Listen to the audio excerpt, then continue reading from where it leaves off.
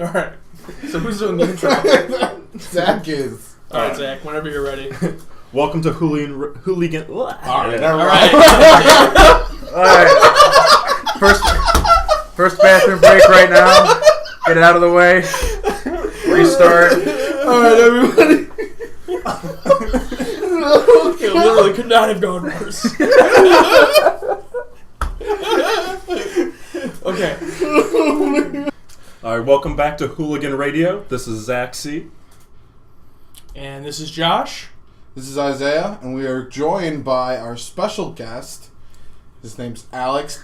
Hello, this is Alex. I'm a good friend of all three on the show, and I'd like to say that I'm basically kind of a mix of Josh and Isaiah when it comes to the topics, because Josh is a big movie guy and Isaiah is a big gamer guy.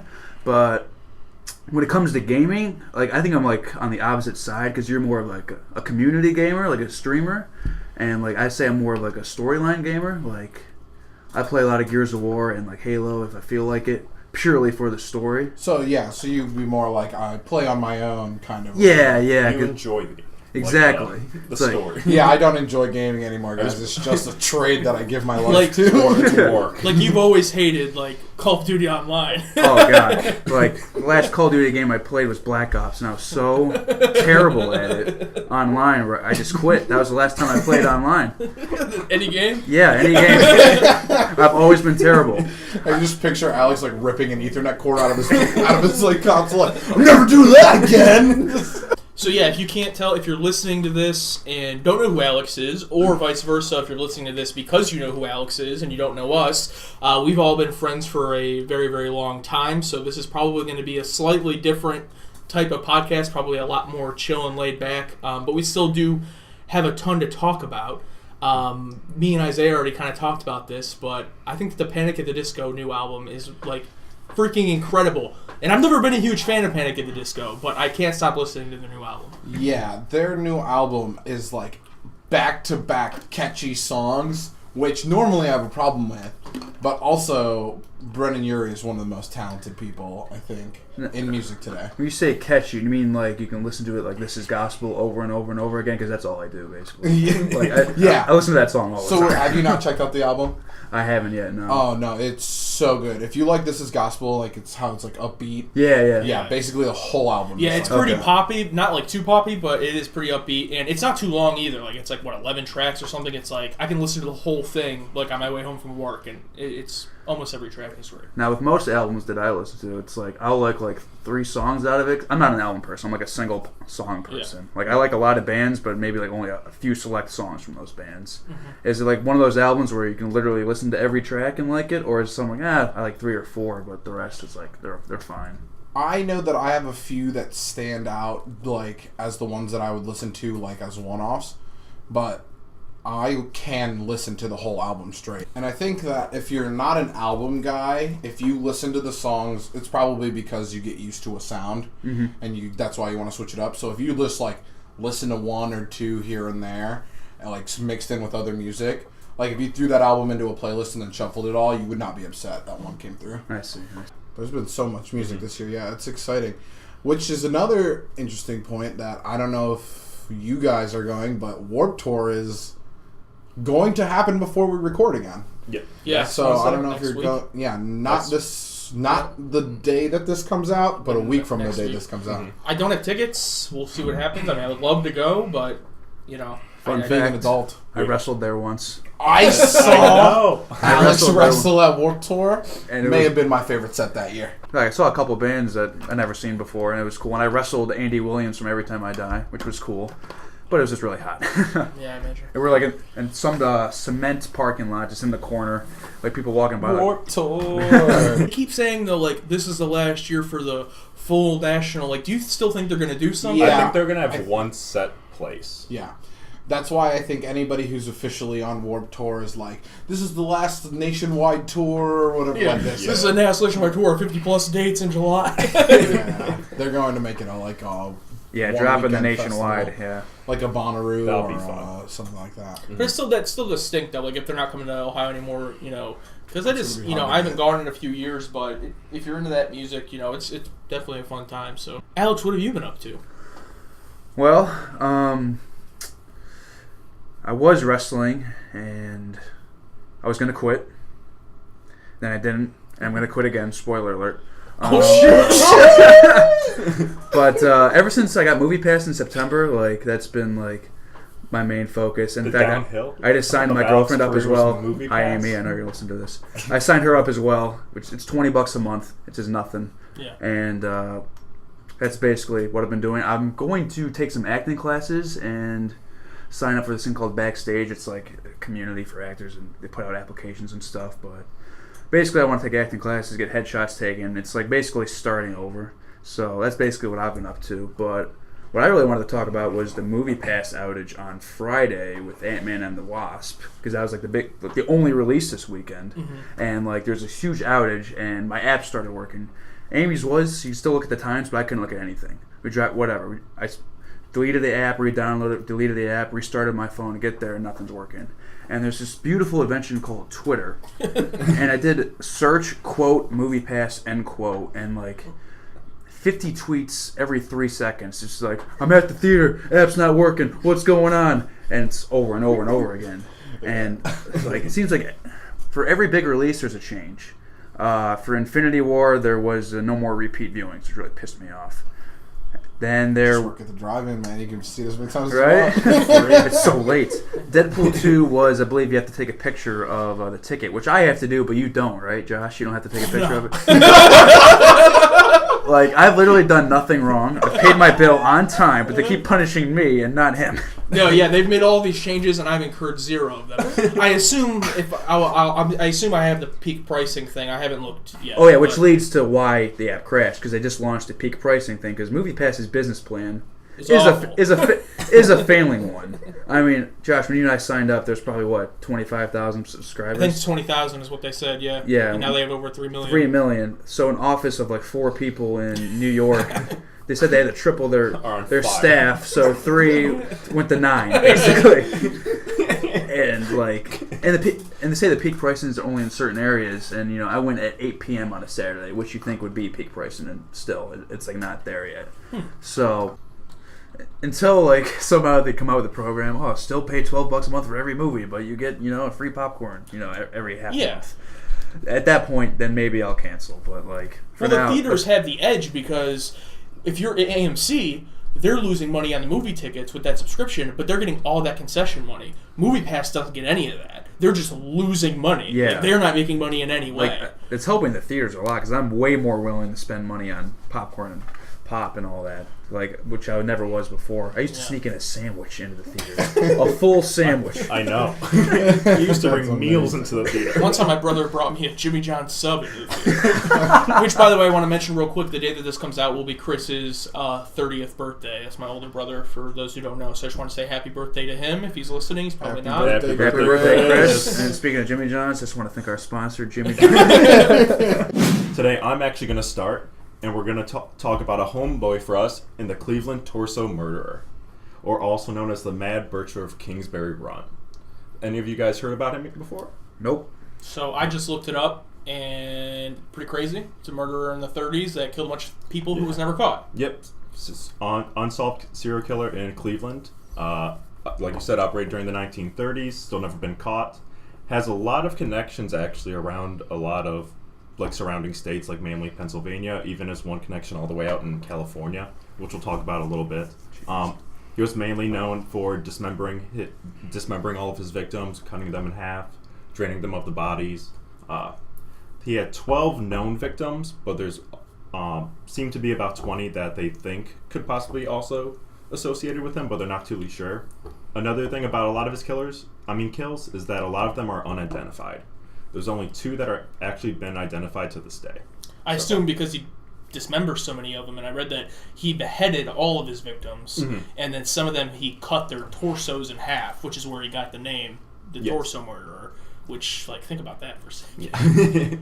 So the first victim, or I should say pair of victims, was found on September 23rd, 1935, at the bottom of Jackass Hill, which I'm pretty upset I've never known there's been a place called Jackass Hill in Cleveland. You live on it.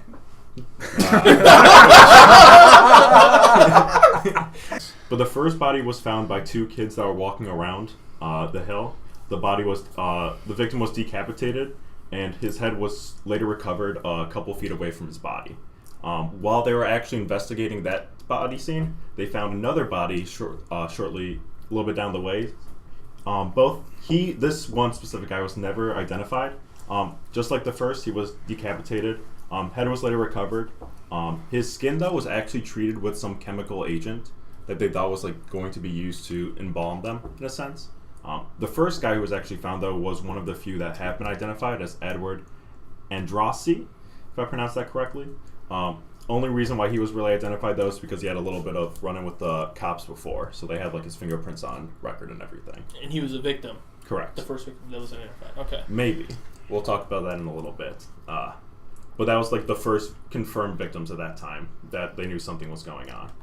The third victim, which is the second and last person to be identified, was Florence Giovanni Polio. I would definitely mess that name up. But she was actually found dismembered like everyone else. Her head was recovered. But she was also found with a little bit of the chemical agent on too. So that's how they started getting a little bit of an idea that something was going on.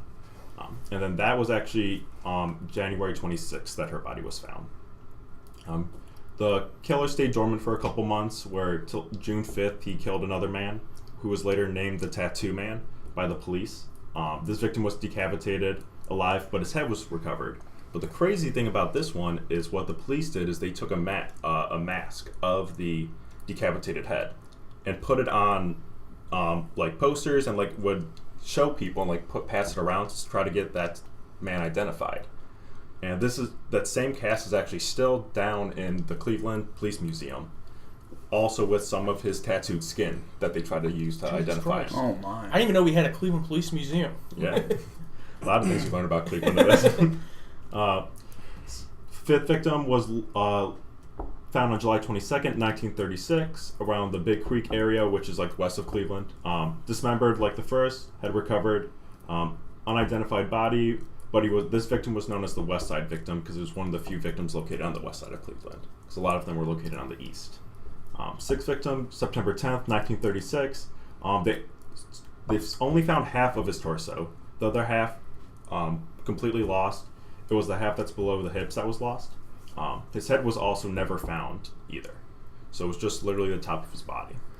I just want to point out real quick, this whole time, when I envisioned him cutting the torso in half, for some reason I thought he cut it like vertically, like left and right.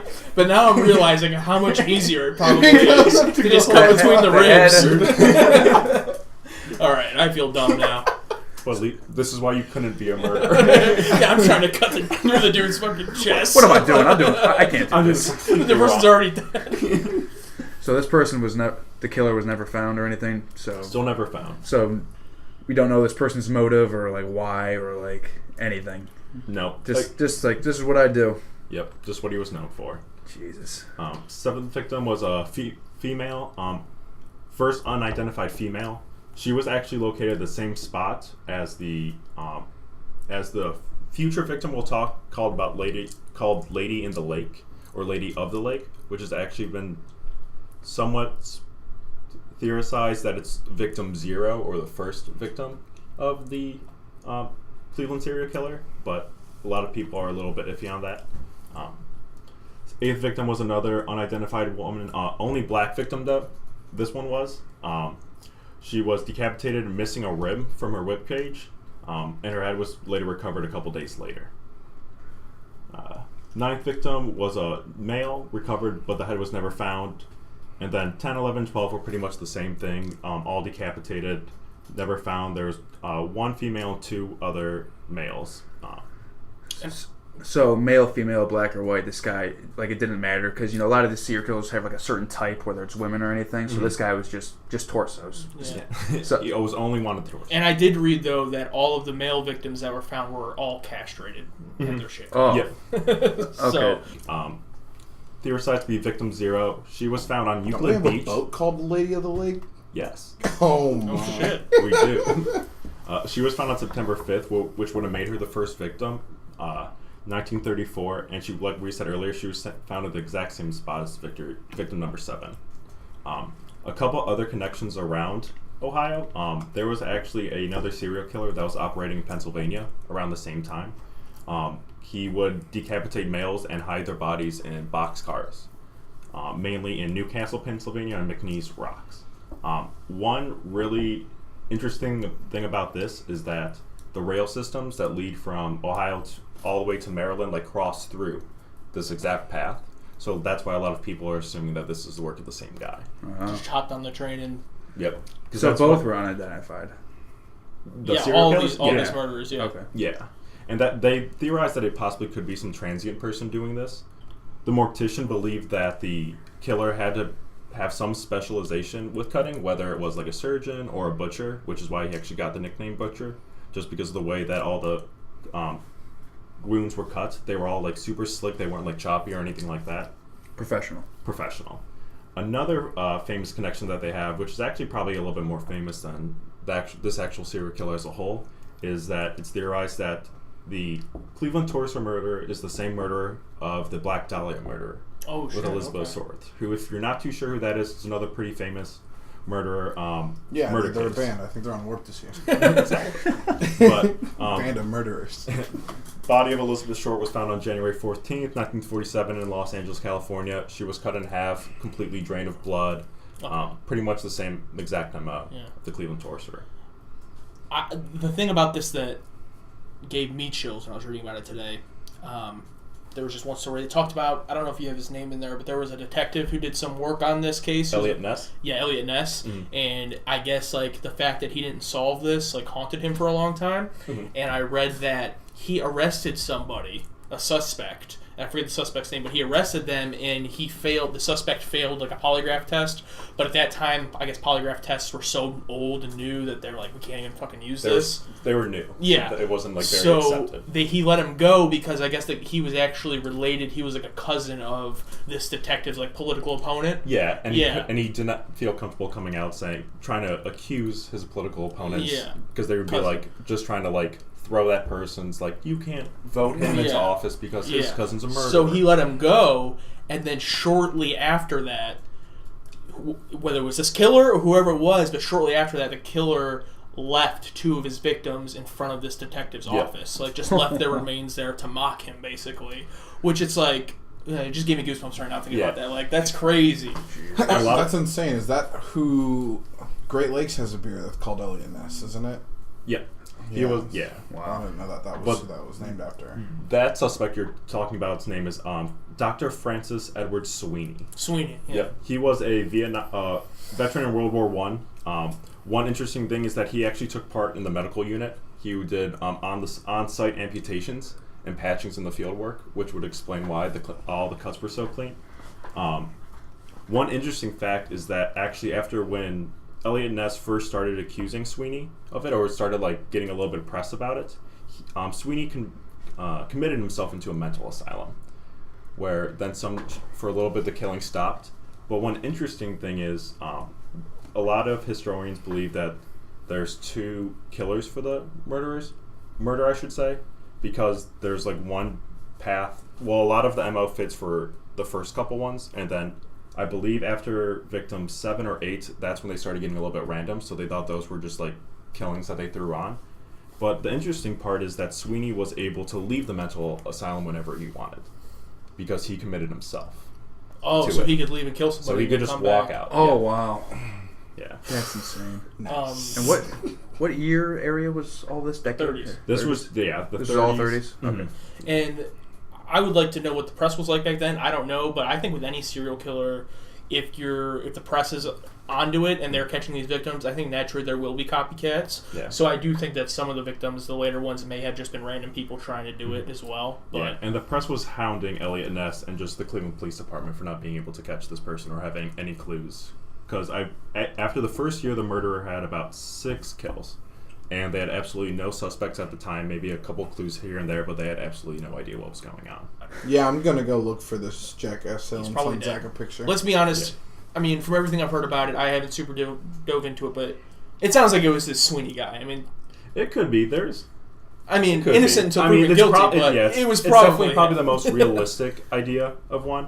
One theory that I actually read up a little bit on with the connection to the Black Dahlia murder, a couple months before that murder happened, there was an individual, and I can't remember his name, that actually moved to California and lived a couple blocks away from where her body was dumped.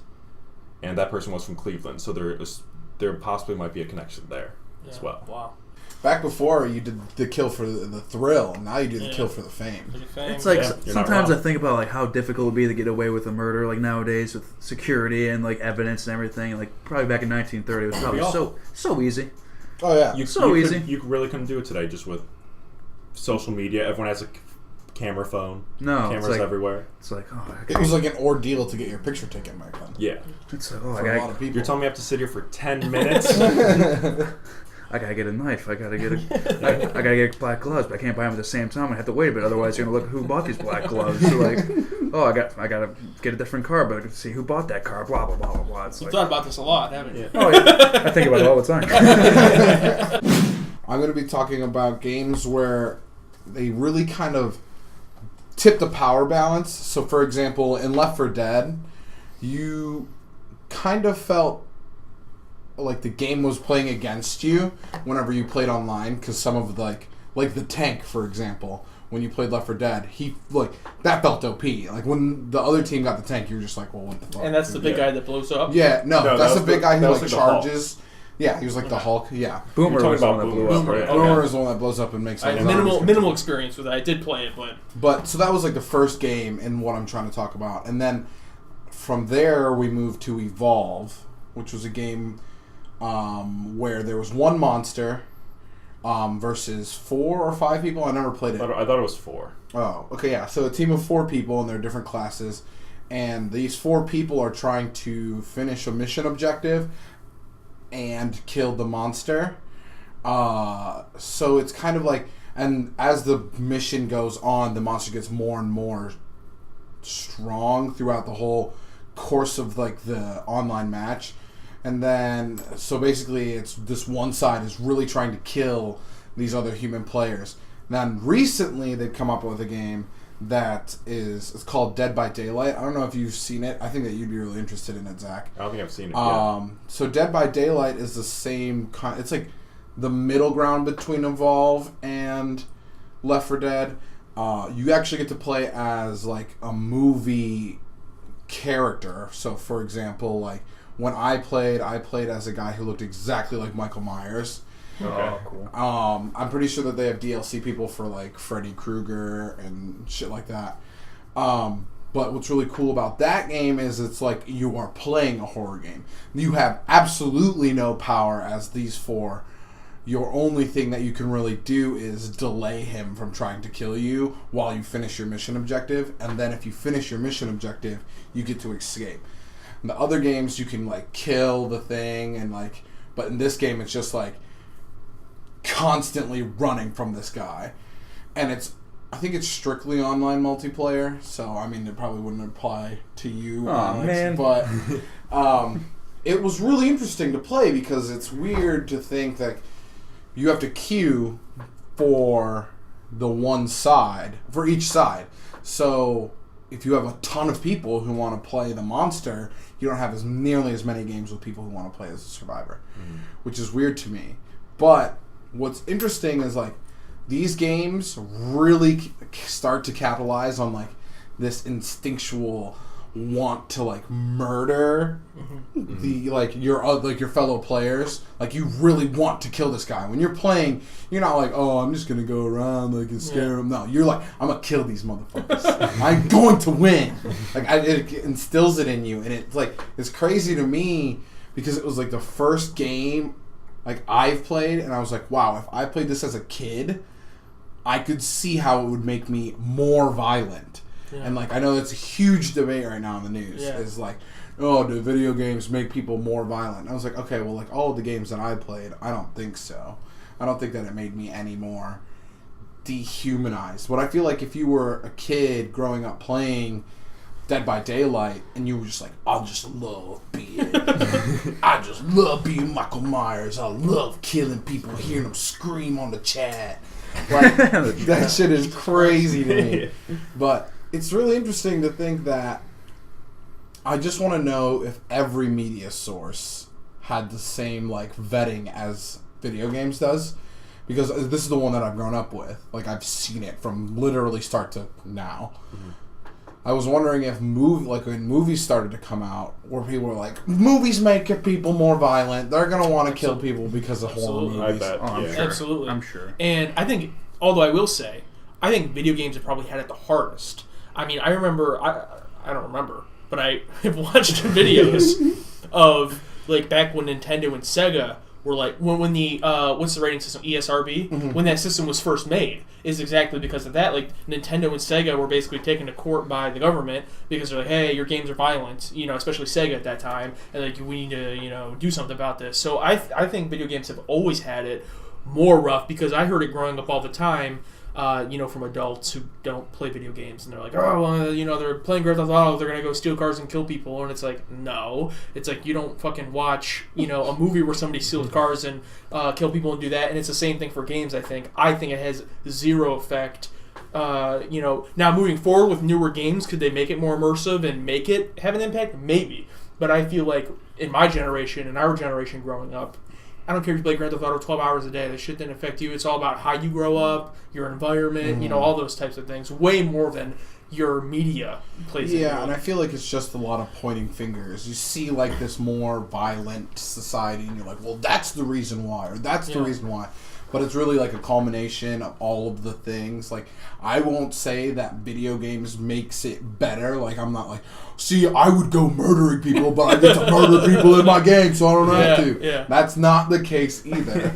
But, like, it's just crazy to me. I think what's crazy to me is, I don't know if movies or television or whatever, these media sources before video games, got it the way that video games gets it as a recurring theme. So, like, I feel like when movies first came out, people were like, these make it more violent, but there wasn't, like, a platform where every single person could stand up and be like, these video games are making my kids. And yeah. Like, I think there's a few things of, like, A, everyone loves movies, so it's not looked at as a kid's thing, and B, video games are very interactive, immersive. You're killing somebody. It's not a movie killing somebody. Yeah. So I think that's probably the biggest reason people look towards video games. But I think, not on as big of a scale, but you can even look at the Purge movies, and, like, not this Purge movie that came out just now, but the last one. I remember there was, like, shit on Facebook of, like, oh, there's going to be a purge that happens in San Antonio tomorrow, stay inside, like, people, like, trying to blame the purge for people going crazy. It's like, people are just crazy, crazy people are crazy. So, and that's obviously a huge debate outside of this, but I think that those would be probably the reasons why video games get the hardest. yeah, I think that there's, like, it's interesting to me, though, like, how easy it is to, like, pick up a game and just be like, oh, yeah, I'm, like, virtually killing these other people. I get such enjoyment from it. Like, that, I can see how, like, from an outside perspective, like, that's kind of fucked up. Because there's also that competitive nature to it, though. Because you're like, I just want to be this person in a video game.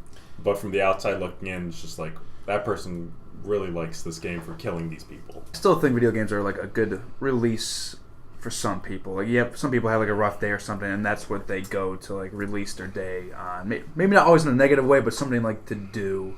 And, like, maybe there are some fucked up people who do, release their anger. I'm gonna go fucking play Mario Kart. No, not play Mario Kart. I'll crash into Peach. I'm gonna go do double backflips in Mario Odyssey. If anything, I think people who play video games are, like, not the people, who, like, I believe there's, like, a few, like, the circle diagram, like, there's a few where, like, they mesh together, and there's, like, a little bit where killers in video games where, like, they mesh together. Like, I think, it's not every kid. Yeah, I think that comes with so many people. So many people play video games that you're going to have overlap with all different kinds of people. Yeah. You may even play, like, I remember actively knowing, I don't remember who it was, but somebody who stopped at red lights in GTA because they wanted to play, like, a life sim. I think we all did that at some point. Yeah. Like, I did it once, and I was I just got places to be. I got people to you murder. do it once, and you're just like, that was pretty cool. Yeah, you drive like, on the sidewalk.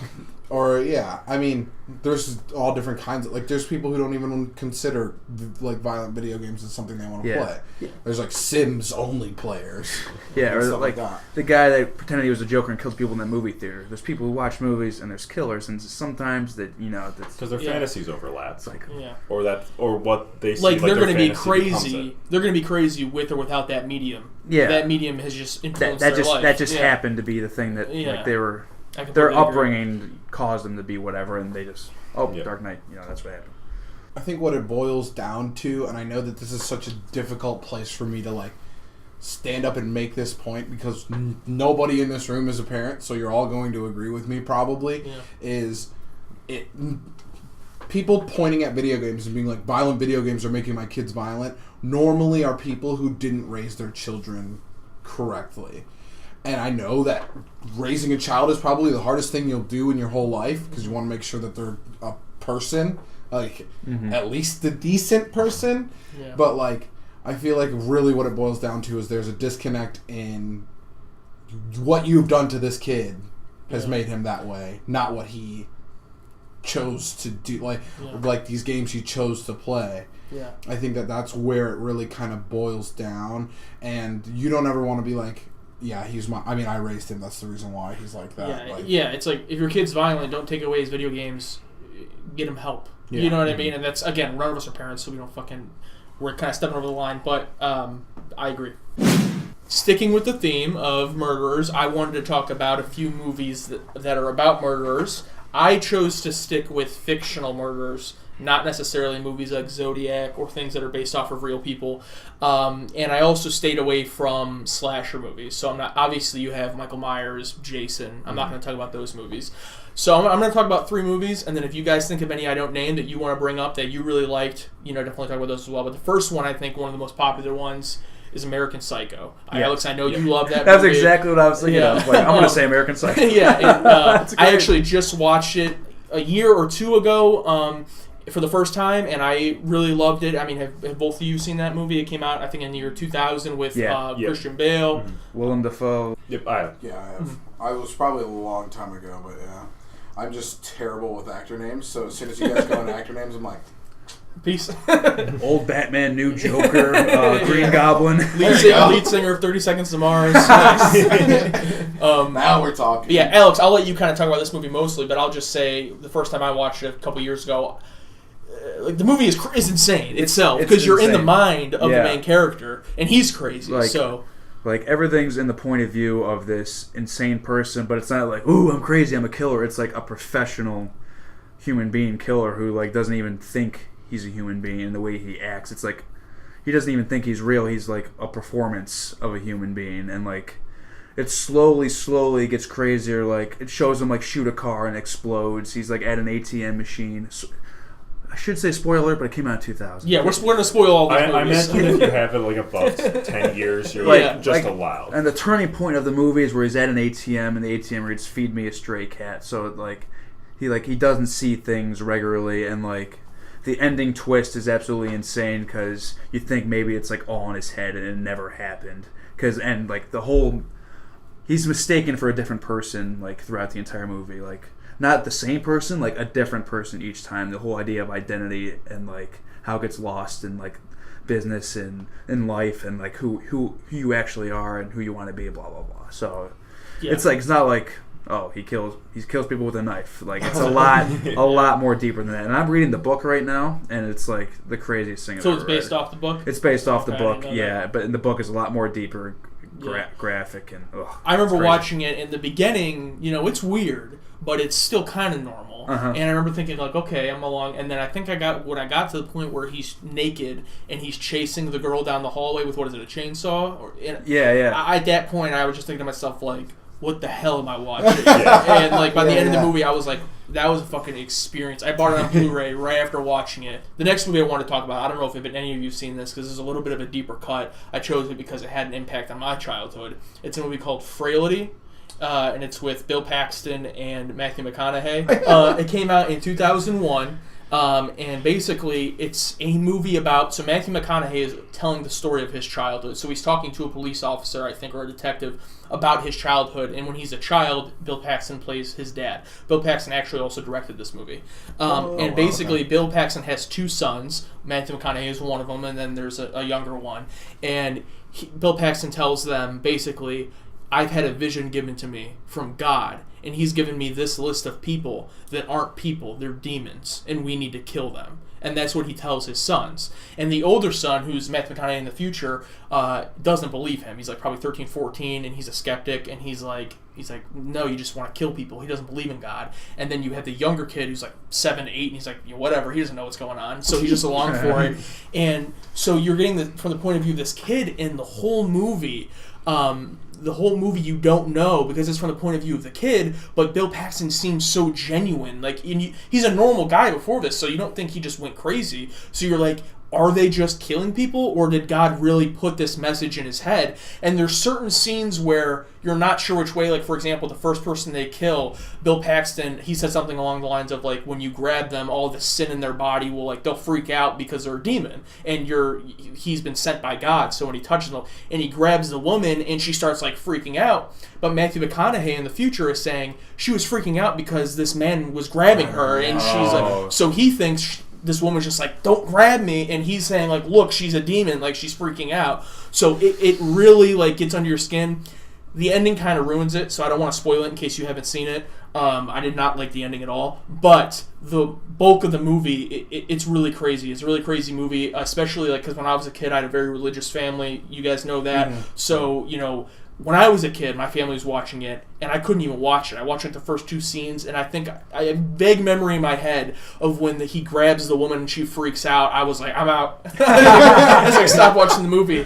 Because my family didn't let me watch whatever I wanted when I was a kid, but I couldn't handle it. So I watched it again when I was an adult, and now that I am a little bit more of a skeptic and, you know, question things, I was watching it, you really get that, you know, the both sides of the story. So it's, I mean, have any of you seen that? I'm assuming not. I actually haven't seen that one. No. Yeah, I would check that out. I'm not going to spoil the ending just because you guys haven't seen it, and it's not that great. But the movie is really good. The last movie I want to talk about is actually a movie that was shown to me by our friend Drew just about a year or so ago, and it's called Mr. Brooks. And it stars Kevin Costner. Yeah, Kevin Costner, and it also has Dane Cook. So, yes. Yeah, I saw that. This movie was made in 2007. The year of Dane Cook. I have not seen it. So, basically, and I'm going to go in full spoilers with this one because it's not that great. Okay. It's a fun movie, and I'm glad Drew showed it to me, but it's like, it's a tacky 2007 movie with Dane Cook. So, basically, Kevin Costner is a Dexter-type character. He is a serial killer, and you see him kill people at the beginning of this couple at the beginning of the movie. He has a daughter and a wife and a family, but they don't know he's a murderer. And basically, Dane Cook is in an apartment building, you know, across the street from where he kills this couple, and he sees him kill them. So instead of going to police, Dane Cook tracks him down at his job and basically tells him, "Hey, I saw you kill this couple. I'm not going to go to the police, but I want you to teach me how to kill people." So the movie is basically Kevin Costner being annoyed because he's like, I want to fucking teach Dane Cook how to kill people. This is annoying. So he kind of has a secret plan of, I'm actually just going to kill Dane Cook. But he has to trick Dane Cook into thinking he's teaching him. Meanwhile, he has a suspicion that his daughter is taking after him, because his daughter's in college, taking after him, and his daughter comes home from college, and all of a sudden the police start coming around saying, hey, we think she might have been involved in a murder. So there's that aspect of the story going on.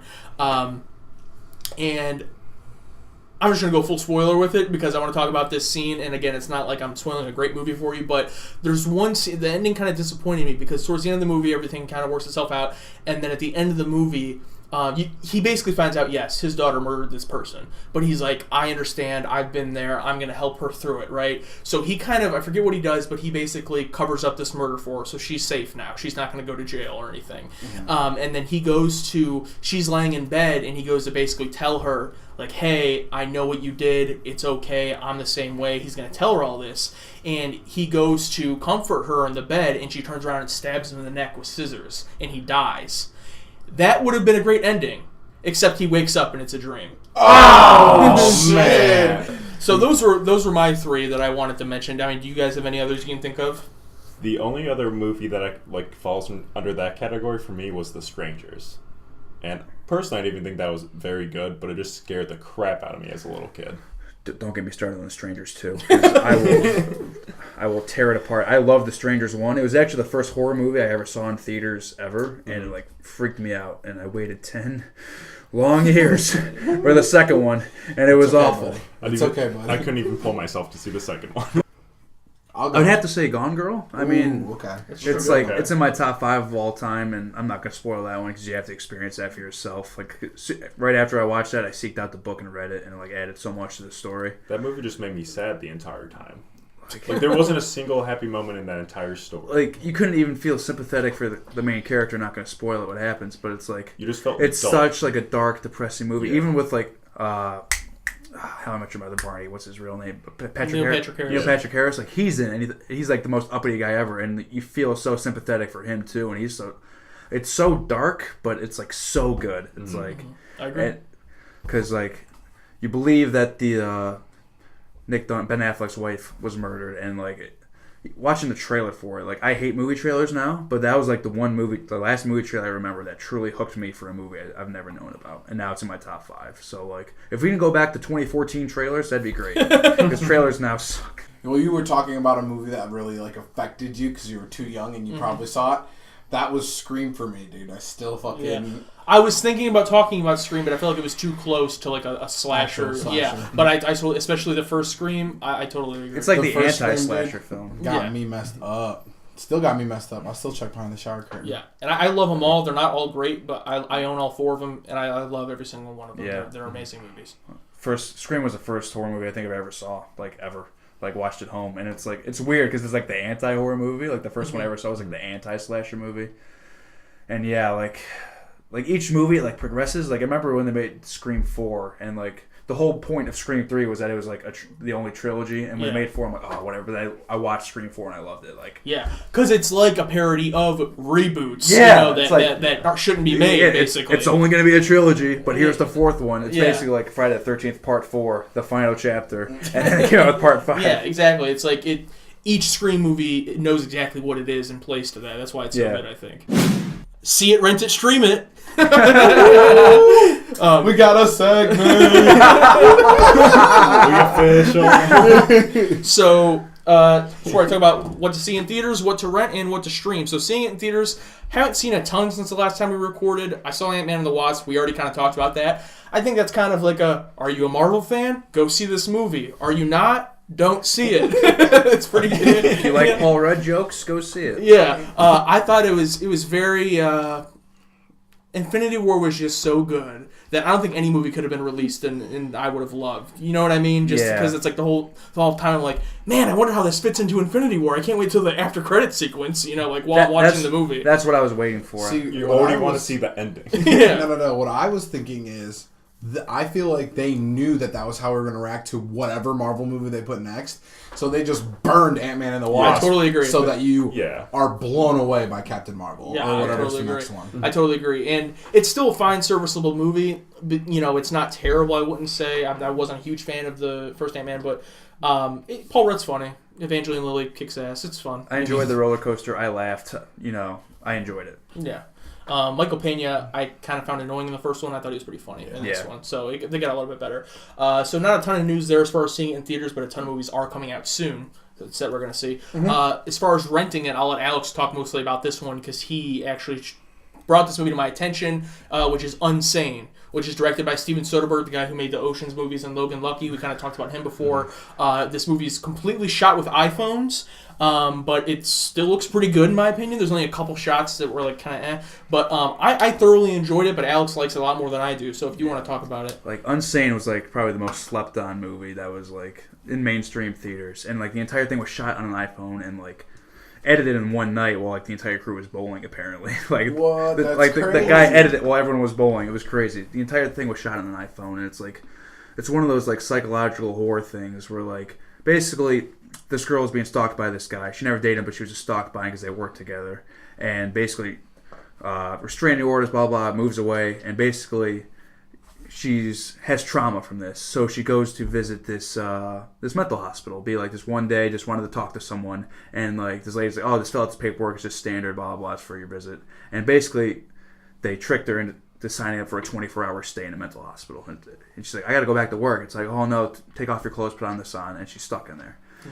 And basically, she's just trying to get out, and like she has to take this medication, and when, like everyone's lined up, and she reaches like the end of the medication line, and she sees a guy that's like stalking her, like handing out the medication, and like in your mind, you're wondering, is he really there? That's or crazy. Or is this in her mind? Because Yeah. in another scene, like a guy opens the door and she sees it's her and she slaps him, but then it cuts and it wasn't really him. It was someone who looked like him. So the entire time you're wondering, is it him? Is it not him? And like the ending, the third act is just incredible. It gets pretty nuts. It's incredible. Yeah. So rent it, definitely. If you didn't see it in theaters, buy MoviePass. It's $9.95. I rented it on Amazon, so you can rent it there or Redbox, whatever, however you want to do it. It's not. I don't think it's on for free anywhere yet, but I'll say about it again. Alex liked it a lot more than I did. I did enjoy it. I think my favorite part about it was that it was shot the way it was. It made me feel uncomfortable for her once she gets committed to this hospital. She signs the forms, but basically involuntarily. Yeah. You just feel like you're there with her because of how it's shot, so it just feels uncomfortable. You feel what she's feeling. Also, Jay Farrell is in the movie, who's from SNL. I don't know if you know him. Dude is fucking hilarious, and I did not know he was in this movie, and then when I saw him, I was like, oh my god, this dude's awesome, and he was awesome in this movie, too. Hell yeah. He doesn't have a huge part, but... so yeah, I would recommend that. And then, for Stream It, I told Alex about this. It isn't necessarily a movie, but there's this guy called Darren... What was his last name? Can't remember his name. Not important. The special is called The Push. And, oh my god. Yeah, and basically it's this guy who lives in like Britain or somewhere in Europe, and he's basically not a magician. He goes more so by like illusionist or whatever. And he basically sets up a social experiment where they're bringing people in and they think they're like doing signing up for like a new job, basically, where they're helping out at this very large charity event for this new charity. And everyone there is an actor except for this one person. And the social experiment is to find out if he can convince this person to murder somebody by the end of the night. And so you follow this guy's journey who thinks it's just like a regular night at a charity. Things go terribly wrong, and by the end of it you find out whether or not he's going to murder this person. And I found it very intense, very gripping. Once you get into it, stuff does start to go wrong. It's something where you think about it and you go, I would never, if I was in a situation, I'd find out immediately, like, this is fake. You know what I mean? But when you think about it, though, it's you could be in this situation. The way they progress it is like so perfect, and like it's so slow. Like the first like task they have someone do is like put like the flags. They're little flags on like they say vegan samples. Yeah, they say veggie, but he's like, put them in the ones with the meat, and he's like, just do it. Yeah, can you just put these there for me? And like they slowly have him do small tasks, and then it just slow, and everything goes haywire. And yeah, so it's a very cool special to seek out on Netflix and stream that. Sounds sweet. Yeah, it's amazing, and it's only about an hour long, so it's not even an hour. Yeah, so it's a fun watch. So we've been by we, I mean Josh and Alex have been posting about questions for our guest star today. Yeah, the fourth Ghostbuster segment, which is me. So this is from our friend Nick, who just posted this. So we didn't see this earlier, but I'm going to read it real quick. It's very long, so I'm going to try to get the paraphrase here, but not really a question, but just curious of your opinion. There's a new theater out here on the east side that will have gourmet food options. You reserve your seat and then order food, drinks. Basically, it doubles as a theater and a bar restaurant. You can get a burger, steak, even fucking lobster roll. And he said, am I the only one who thinks this is just a bit much? Having beer options is one thing, but combining the dinner and a movie into one doesn't appeal to me. You have to hear people chew their food. Also, I want to focus on my food. Keep it simple. Do beer, popcorn, soda, candy. Basically, he's asking, just curious, seems a bit much to me, what you think. If I'm alone on this, then fine. I'll meet you guys at the movies and we'll have a nice T-bone while watching The Rock make $40 million while hanging out of a skyscraper. Keep up the good work.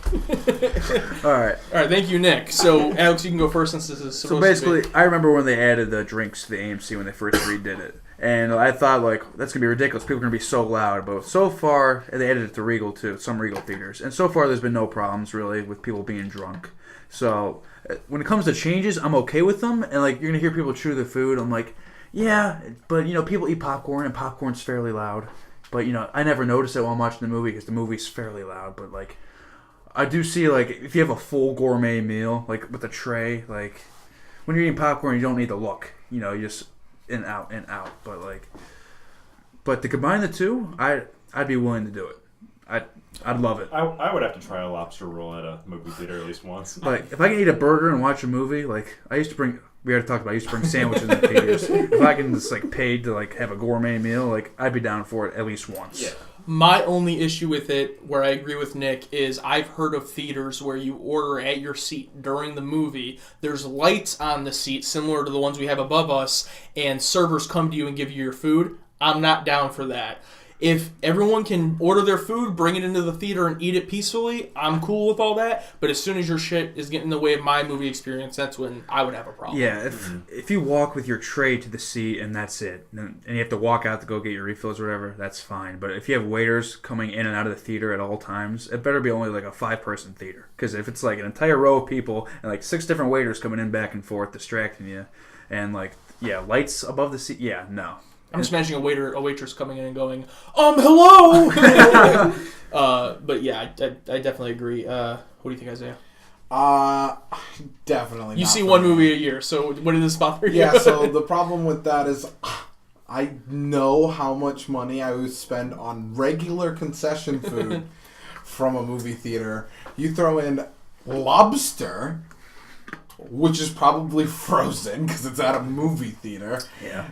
They're gonna charge you $40 for a lobster roll that's like the size of a fucking sushi roll. Gotcha. Yeah, like a hot dog Yeah. of lobster, and you're gonna be like, "Oh, cool." So, Cool. not good for me. Yeah. And I rarely eat when I'm in the theater. I only eat when the people with me Sorry. also want to eat. I agree. If everybody was like, "No, we don't have to get anything from concession," I'm like, "Cool, let's go."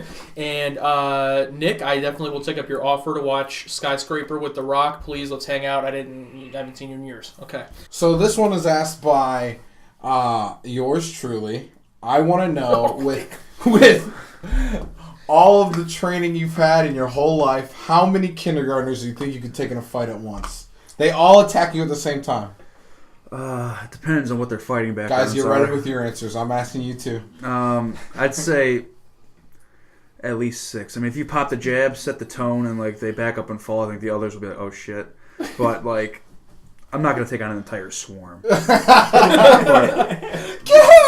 just like the ending of Step Brothers was hilarious, but like that's 2 people and it's just me. I'd say at least 6 or 7. Okay. What about you, Zach? I would say like 3 to 5. I'm pretty lengthy. I feel like I could at least get a couple good off. I think you're under. I mean, we're talking about kindergartners. Kindergarten. If it's like 5th, 6th graders, yeah, 4 or 5. But kindergartners, I could take out 15, 20. I'd probably stop just because of physical exhaustion, not because they take me down. I just get, but kindergarten. I mean, small kindergarten. You can just like punch There's some them. big kindergartners. But it's like we're talking like there's some like 6'10" people I'm playing thinking like 6th grade football. I'm thinking of like the kindergartners from the show Recess, where they're all like crazy and wild and really small. You know what I'm talking about? Oh yeah. But I'm saying I could take on 2 kindergartners because I don't got the best what's your accuracy. definition of- And all strikes are at the region where you don't want to get hit. I ain't true. getting hit. That's I ain't true. getting hit Oh. where the sun don't What's shine. your definition of... what do you mean when you say take down? I'm Like, you saying knocking these them out? kindergartens are tapping out, bro. They tapping out. I mean, it's a kindergarten. Like Or Alex said, they you get jab their hand them. dropped on the fucking whatever the. You want a blacktop? Where are you at? Depends, man. Where are you gonna get attacked by kindergartners? All right. Thanks, Isaiah. Playground. Okay, so this next question kind of relates to Nick. This is from Justin. He asked you, blah, blah, blah. Let me see here. Okay, he asked you, I don't know if I'm the only one that runs into this, but I am sick of people not knowing how to act at a theater. If you want to talk, please whisper. You are not in your living room, and this isn't Netflix. Just want to hear, he said, I don't want to hear your conversation. Why would this be acceptable? I've lost count of how many times I've experienced this in the theater. And he says, do you guys run into this issue too? Do you try to go when there are less people? What do you guys do? So Alex, how do you go to the movies probably more than any of us, so what do you think? It happens quite often. I mean, just when I saw Ant-Man and the Wasp, there's a guy like 2 rows behind me commenting after everything that happens, like, who dat? Oh, that was Raw. oh, shit. And like, I gestured me turning around for those listening. It's like, I don't think it's these people's fault. I mean, these people are just so like unaware and they just don't care. You know what I mean? Because like, no, it's like in our living room. Yeah, 1, I don't want to make a scene because I'm trying to pay attention.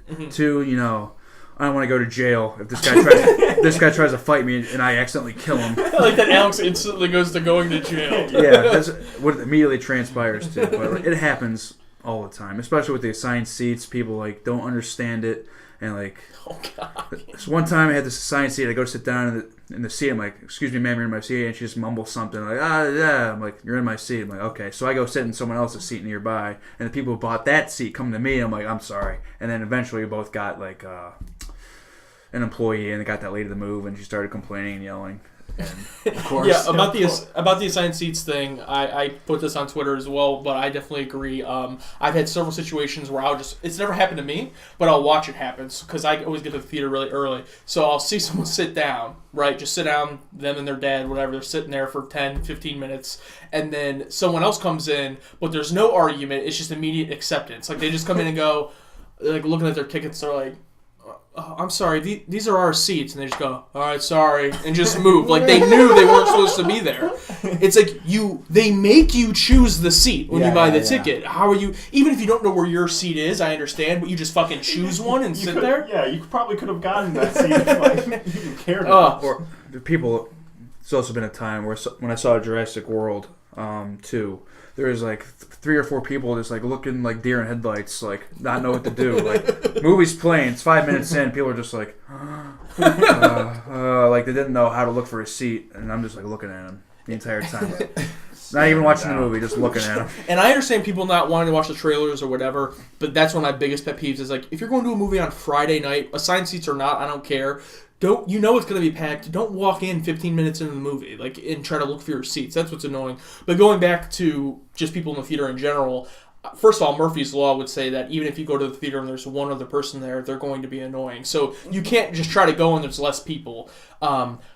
Anyone that's not an adult, it doesn't anger me anymore because if it's a kid, what are you going to do? Yeah. You know, if I'm seeing Incredibles 2, I get it. It's a kid's movie. Yeah. And if it's a teenager, I was the same way when I was a teenager. Yeah. I'm trying to impress girls or my friends. I've seen ruined movies for full theater. Yeah. I've made bad jokes loudly. I've done it. I'm sorry. I used to, I was like 13. Me and my friend RJ would go to the movies, and every time a character would die, we would yell penis. Like, I understand. Jesus. But if they're an adult who's supposed to be self-aware and they have some type of employment because they're able to buy a movie ticket, those are the people that piss me off. Like, you're a full-grown adult. Like, stop. Do you know? Like, I'm 23 years old and I know how to act in a movie theater. You're, 30? Like, calm down.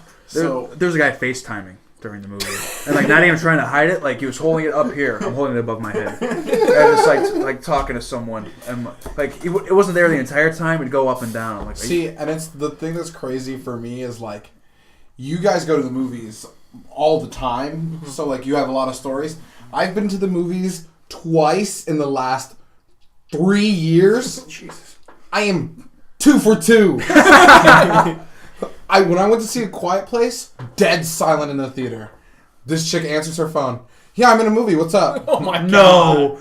I'm like, the movie isn't even talking. Yeah. What was do you remember the other movie? The other movie was Deadpool. The guy behind me is just on his phone. I'm just talking. Yeah, just talking on the phone. Like, solid scene and a half. Or, like, if you're looking at your phone, right? Like, we're all aware of this. Your phone has a brightness setting. Why is it like this when you're in the theater? So people are opening up their fucking phones. It's like, turn it all the way down. It's still going to be bad. But not, like, why is it always all the way up? It baffles me. That's how it was when dark I in was the theater, FaceTiming. Josh. What? It's supposed to be dark. You're supposed to turn it up when it's daytime. I'm so confused. But okay, yeah. To answer your question, Justin, I don't think there's any way around it, to be honest. I agree. Humans are awful in most situations, especially. I've accepted it. I'm a bitter complainer. Always will be. But I'll deal with it. On the other side, you know what is better? I enjoy going to the movie theater because it puts the pressure on people to not look at their phones while you're watching a movie. This is why I hate watching movies on Netflix with people, because I'll turn and realize I'm the only one watching the movie. Exactly. We're all just sitting in a room together. Okay, and then, so let's move on. We got a couple more, and I want to get to them. So, this one is a little bit different, a little bit more of a serious question. This is from Zach for Zombies on Instagram and Twitter. He asks you, how excited are you for Powerbomb? I know we don't know what that is, so explain what that is. And then, what was that like, and would you do more acting? Basically, Powerbomb is an independent movie that was filmed in Cleveland about wrestling, and I had a small role of it. I believe I was like a mob leader, and I had a small role in it where I pinned this guy up against a car with a knife and did a scene, and it was really cool. So I'm really excited to see that. Well, I'm really excited, and then I'll see it, and I'll hate myself acting because that's how I am with everything. But it'll be really cool to see myself in a movie, and yes, Zach directed this, by the way. And yes, I do want to do more acting. I talked about that earlier. And Zach, if you're directing any more movies or anything, please let me know, because I'd love to. And so yeah, I'm very excited for it, and I want to dip my foot into more acting. Absolutely. And you did talk about that a little bit already with going to the class and everything. Yeah, I'm trying to save money for classes and auditions and all that. I think it's funny that he says, "What was that like when he was the director?" But did I do a good job? Quick question: you do have an IMDb page now, right? I heard you say that. I do have one note for Powerbomb on IMDb. With Alex Daniels. That's how you know you've made it. Yeah. Is Powerbomb out yet? No, it's not out yet. I'm not sure of the release date, but I also have 2 other IMDb credits for like a couple wrestling shows, which is really weird. Yeah, it doesn't count. It doesn't count. Wrestling fake movies are real. But it's weird. That's cool. If you let us know when that comes out, I'll definitely be down to see it. So. Yeah, absolutely. Or even if it just comes out on DVD or something and we can all watch it together, that'd be awesome. Yeah, absolutely. And then I think this is the last one here. This is from Chris. Again, happy birthday, Chris. This is my brother. We could all kind of answer this, but you can go first, Alex. He says, well, this one, the first part will just be for you, and then the second part we'll answer. So the first part, he says, what cereal would you eat while watching the first Avengers movie? Oh, my God. Wow. Very specific there. My favorite cereal growing up was Fruity Pebbles, but I'm really craving Honey Bunches of Oats right now. Let's go with Fruity Pebbles. All right, cool. Good call. Then this is for all of us, but you can go first. If you had to eat one Chipotle burrito forever, what would be on the burrito? Double chicken, brown rice, guacamole. I don't know how you guys feel, but I love the Chipotle queso. I love it, especially in a burrito. So you're going guac and queso in the burrito? Yes, I do guac and queso, yes. Double saucy. Into it. I make a decent amount of money. I know. I can afford big boy pants on. The tomato salsa and lettuce just to have it in there. So no cheese, sour cream? Nah. Nice, all right. How about you, Zach? I'd probably have to say burrito bowl with... Nope. No. Go ahead.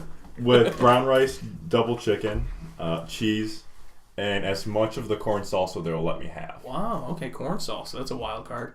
I don't know, so I'm going to go last. You go, All right. So mine would be no rice.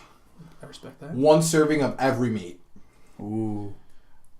Fajita veggies, tomato salsa, corn salsa, double sour cream, double cheese. That's it. Double wrapped too. Fuck that shit. Fuck that spewy ass. I don't even get wrapped anymore. Just like screw it. Yeah. And for me, I would go. Oh, I forgot beans and whatever beans they want to throw in. I would actually go white Mr. rice. Beans. I know brown rice is a healthier option, but I'm eating this shit forever, so I'm going white rice. I'm Make going forever a little bit shorter. Yeah.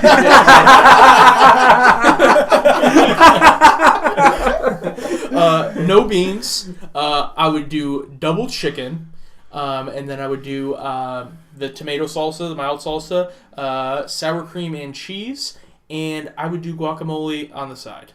And that's what I would do. Nice. Drew asked a question. Basically, hottest Ben Affleck role, most badass Ben Affleck role. He asked for 5 for each, but I'm sorry, I'll give you 1. Hottest Ben Affleck role is Nick Dunn, Gone Girl 2014. Most badass, Bruce Wayne, Batman vs. Superman 2015. What's your least favorite Ben Affleck? My least favorite Ben Affleck? Ben Affleck was in this really bad artsy film called To the Wonder in 2012, and it's like... It's mainly in French, and Ben Affleck doesn't talk at all. He's like, I wish the audience could see Alex's face right now because he's so distraught explaining this movie. I bought this movie on eBay because I wanted to I was really into Ben Affleck, and I watched this movie and I hated it. And what would be, is Gone Girl your overall favorite? Ben Affleck movie, yes, of all time. It's in my top 5 of all time. And just out of curiosity, you want to round out that top 5 for us? Ooh,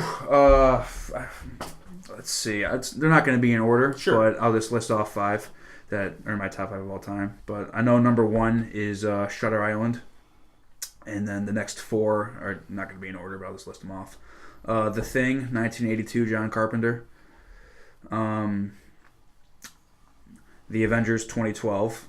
Infinity War's getting up there, but... Oh, yeah, Gone Girl. The Shining.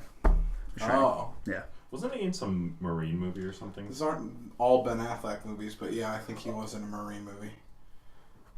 It's actually, I can't think of He was in Pearl Harbor. It wasn't that. I thought he was like... Never mind. Okay. Off topic. We'll sit here and let Zach think we'll be here for another hour. So we'd like to thank American Spirits for the use of our new opening and closing song, Blanket Forts. It's on their EP. Go ahead and check them out. They should have new music coming out. And their EP is called Nowhere Near Perfect. Nowhere Near Perfect, yes. Great EP. I mean, obviously you showed them to me a few months ago, actually, on Twitter, and I checked them out, and it's very good. Yeah, they're a great time. But yeah, they're super cool dudes, and we are so happy to have something that they actually wanted us to play. Like, we're cool. Yeah. The only other thing for me is check me out on Twitter. I'm at PHP_Islaya, which you would know probably if you're listening to this. All right, I'll go. So my Twitter and Instagram _Joshua Singh _. You can check me out at YouTube Joshua Singh, where I talk about mostly movies. And also, just wanted to bring up, just in general, if you guys could review us on iTunes, comment, subscribe on YouTube at our Hooligan Radio channel, that would help out a ton. I know for new podcasts on iTunes, the more reviews, positive reviews we get and more streams we get, the more likely we are to show up in their charts for the newer upcoming podcasts. So that would really help us out. If you could tell your friends about us as well, that would be awesome. But as far as my social media, there you go too. Yep. As far as my social media, you can find me at ZachC_I_know-it on Twitter. It's really the only one I really use. I always have to pull it up. Never remember. Twitter and Instagram at AlexDanielsAGD. Don't add me on Facebook. There's no need. And when is your next wrestling match? I don't care. So life, I just